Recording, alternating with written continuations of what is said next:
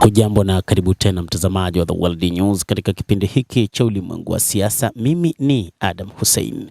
Jeshi la Iran linasema wanajeshi wa Marekani watageuzwa kuwa chakula cha papa.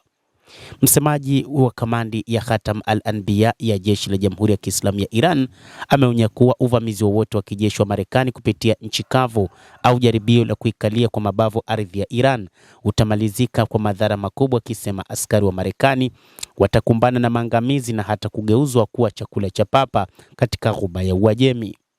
Katika taarifa ya Ibrahim Zulfakar ameionya Marekani dhidi ya jaribio lolote la kuivamia Iran kupitia operesheni za nchi kavu, akisema hatua hiyo itakuwa na matokeo ya kuiaibisha kwa majeshi ya Marekani.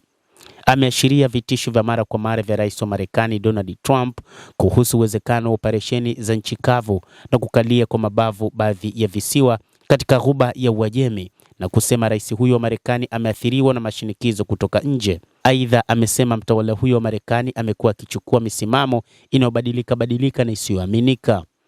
Msemaji huyo amebainisha kwamba Marekani imemkabidhi jukumu la amiri jeshi mkuu, mtu ambaye maamuzi yake ameyatumbukiza majeshi ya Marekani katika kinamasi cha mauti. Ameongeza kuwa wanajeshi wa Marekani walioko katika eneo la Asia Magharibi tayari wanakabiliwa na vitisho vikubwa kila siku.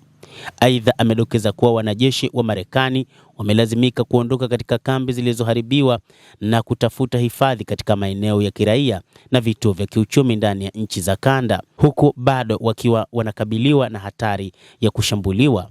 Akizungumzia uwezekano wa uvamizi wa nchi kavu, Zulfakar amesema vikosi vya Iran vimejiandaa kwa muda mrefu kwa hali kama hiyo na vinasubiri kujibu. Ameonya kuwa vitendo vyovyote vya kichokozi au jaribio la kukalia kwa mabavu ardhi kitakuwa na matokeo kama vile kukamatwa kwa wanajeshi, kusambaratika kwa vikosi vya uvamizi na kutoweka vitani.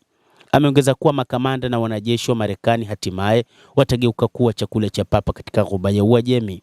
Msemaji huyo pia amewataka viongozi wa Marekani wajifunze historia ya Iran na kuchukua funzo kutokana na makabiliano ya zamani na wavamizi wa kigeni, akionya dhidi ya maamuzi yasiyokuwa ya busara ambayo yanaweza kusababisha vifo vingi miongoni mwa askari wa jeshi la Marekani.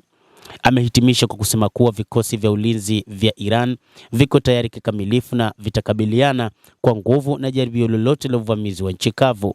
Marekani na Israel walianzisha vita vya kichokozi dhidi ya Iran kwa kumuua kiongozi mkuu wa nchi, kiongozi wa serikali ya mapinduzi ya Kiislamu Ayatollah Al-Khamenei pamoja na makamanda kadhaa waandamizi wa kijeshi mnamo tarehe 28 Februari sawa na tarehe 10 ya mwezi wa Ramadhani. Katika mashambulizi hayo, Marekani na Israel waliua raia wakiwemo wanafunzi wadogo. Mashambulizi hayo ambayo yangali yanaendelea yanahusisha mashambulizi makubwa ya angani dhidi ya maeneo ya kijeshi na ya kiraia kote Iran na amesababisha vifo vya raia na idadi kubwa ya watoto wadogo pamoja na uharibifu mkubwa wa miundombinu.